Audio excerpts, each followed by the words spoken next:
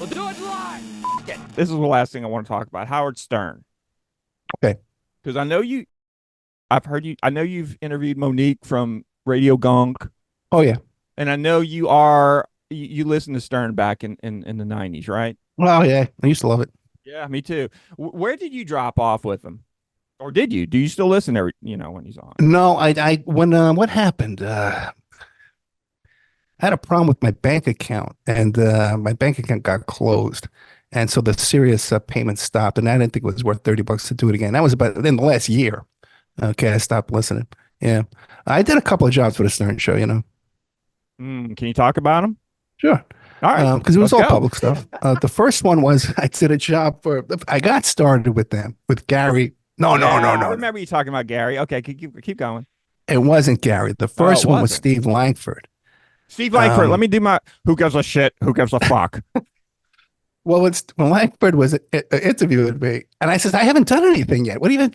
He goes, no, no, no, don't worry, don't worry. And so I say something, he goes, fascinating. Fascinating.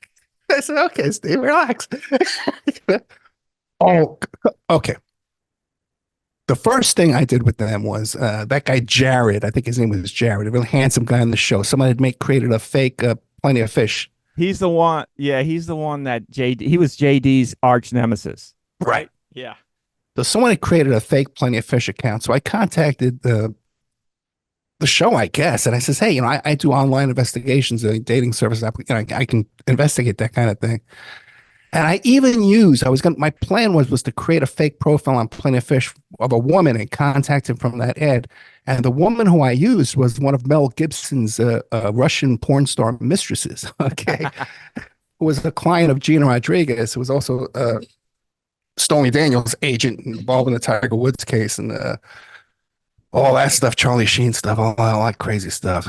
So anyway, that was my first contact with Langford and the Stern Show. Then Gary was running for commissioner of sports, the Parks and Recreation. Yeah, I remember that.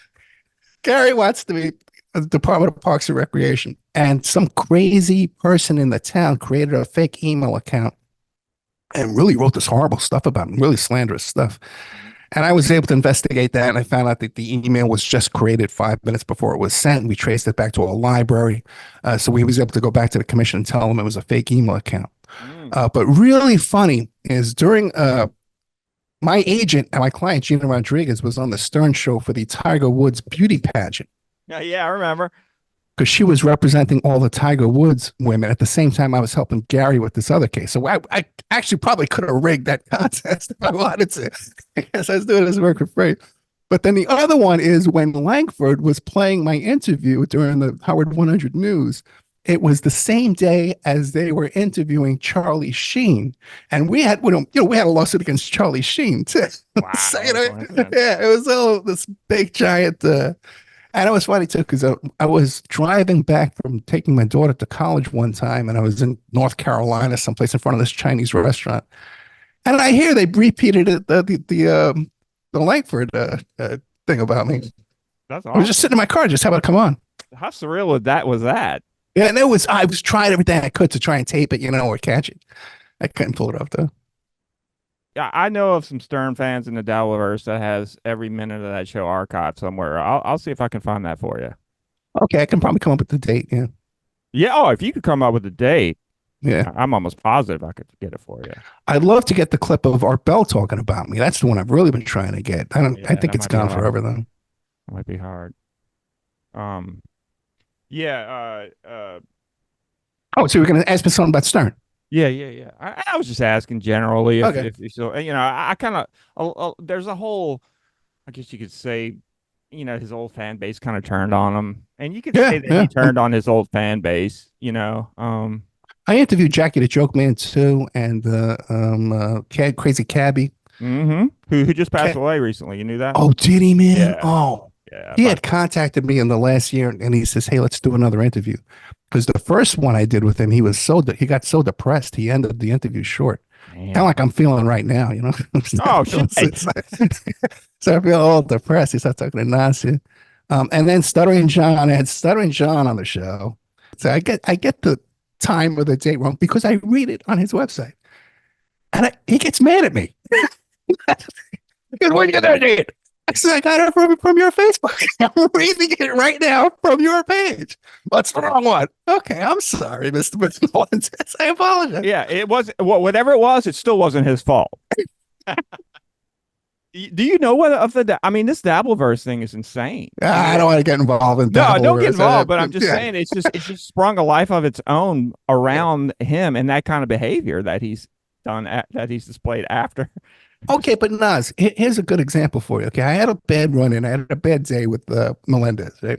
Okay, but I've moved on in my life. I haven't devoted my life to some guy. You know? Guys, move on, man. You know? I agree. But the Dabbleverse, John keeps it going. All his enemies keep it going because you got idiots like me watching it every day. You know? Yeah.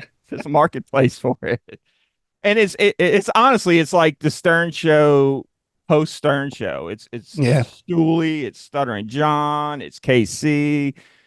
All these guys are fighting. Yeah, Casey was supposed to come on the show too. He kind of flaked on me. He flaked on me too. Yeah. Yeah. What are you gonna do? Nothing.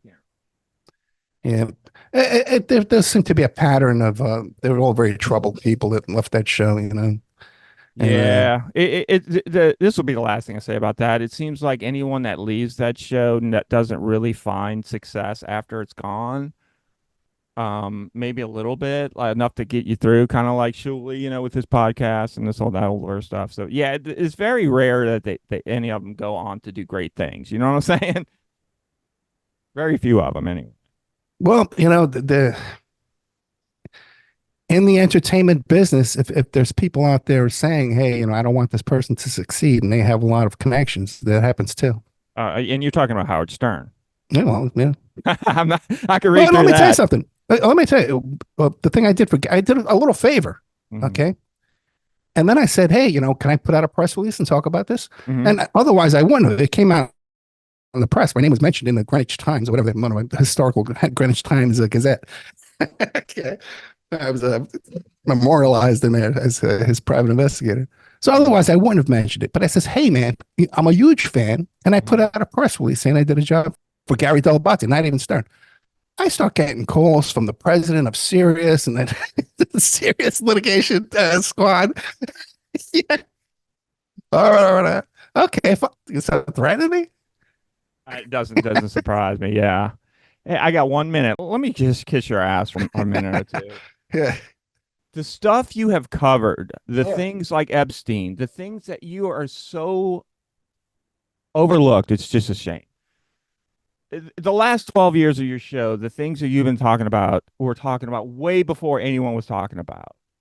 And man, I just commend you for that. And I just implore anyone who's enjoying this interview right now to go to the links below and subscribe. Ed, it's been a pleasure. It's been surreal. I can't tell you how many toys I've built in this room right here listening to the Ed Opperman Report.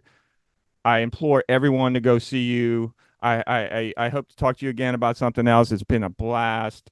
Please, everyone, go see. He deserves it. I mean, this guy is the real deal. Anything else you want to plug? Not off the top of my head, check out that movie, CIA Drugs Are Us. It's a great film by John Potash. Excellent work. That's about it. All right, Ed. I'm going to put everything in the description. I appreciate your time. Thank you very much. It was an honor. Good night, my friend. Thank you.